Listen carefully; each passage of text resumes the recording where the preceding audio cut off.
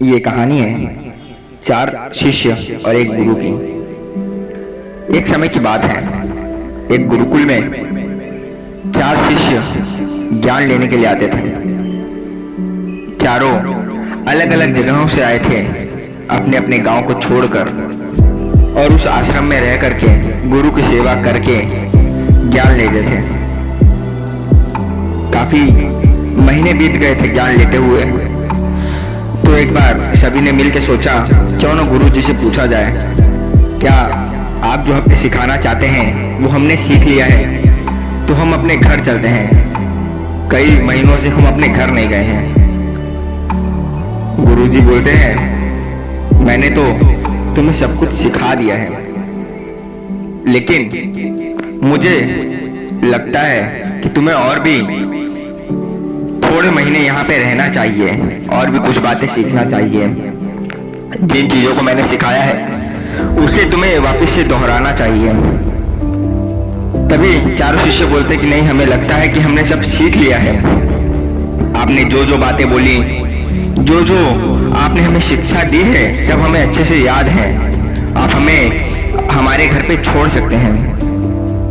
तभी गुरुजी बोलते हैं, ठीक है, ज्यादा नहीं, सिर्फ 2 दिन रुक जाओ और 2 दिन बाद तुम चले जाना। चारों शिष्य आपस में बहुत खुश होते हैं कि ठीक है, हम 2 दिन बाद चले जाएंगे। अगले दिन चारों जन सुबह सुबह सैर करने के लिए निकलते हैं। तो जो रास्ता उस गुरुकुल, उस आश्रम के बाहर निकलता था, उस रास्ते पे कांटे फेंके हुए थे। पहला शिष्य जो था उसने तो चप्पल पहनी थी, उस कांटों के ऊपर से चल के गया, लेकिन उसे कोई फर्क नहीं पड़ा। अब दूसरे की बारी थी, वो देखता है कि कांटा है, वो साइड से कूद करके निकल जाता है। तीसरा जो था वो उस कांटे के ऊपर एक बड़ा सा पत्थर रख देता है और चला जाता है।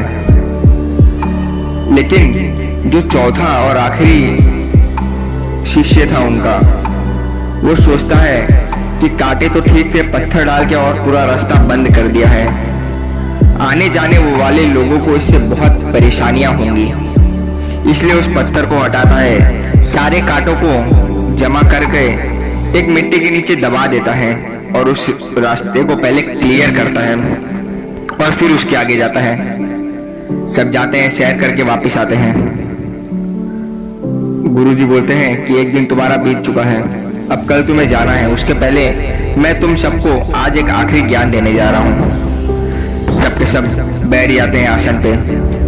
गुरुजी बताते हैं कि कल केवल चौथा वाला शिष्य जो है वही जाएगा, बाकी तुम तीनों अभी और भी समय तक यहाँ रुकोगे, अभी तुम्हारी शिक्षा पूरी नहीं हुई है। सभी लोग अपना अपना कारण पूछते हैं। गुरुजी बताते हैं, पहला जिसने चप्पल पहन के चले गई, बाकी लोगों का नहीं सोचा कि जो नंगे पांव है वो क्या करेंगे। तुम आगे गए, अगर चप्पल दे करके भी मदद करते तो तुम एक मदद की ओर अपना हाथ बढ़ाते हैं, लेकिन तुमने वो नहीं किया। दूसरा जो था वो साइड से निकल गया, ना ही किसी को मदद की, ना ही पीछे मुड़ के देखा कि और भी लोग आ रहे कि नहीं। तीसरे वाले ने तो और काम को बढ़ा दिया। कांटे थे, लोग चप्पल पहने हुए कूद के जा भी सकते थे, लेकिन तीसरे वाले ने तो पत्थर ही रख दिया पूरा बड़ा और उस रास्ते को ही बंद कर दिया। अंत में बचता है चौथा शिष्य, जिसने लोगों के बारे में सोचा, अपने स्वार्थ के बारे में नहीं सोचा। वो भी चाहता तो उसी पत्थर के ऊपर से चल के आगे जा सकता था, लेकिन उसने सोचा कि बाकी जो लोग होंगे उन्हें तकलीफ ना हो, बाकी अगर कोई जानवर उस रास्ते से जा रहा है तो उसे तकलीफ ना हो। तो ऐसे ही इसने ही सिर्फ हमारी शिक्षा को पूरी की है। जो दूसरों के बारे में सोचता है तो यही सिर्फ अपने घर जाएगा, बाकी तीनों लोग यही रहेंगे और शिक्षा पूरी करेंगे। दोस्तों, एक छोटी सी कहानी हमें बताती है कि अपने स्वार्थ के साथ साथ दूसरों के बारे में भी सोचना है।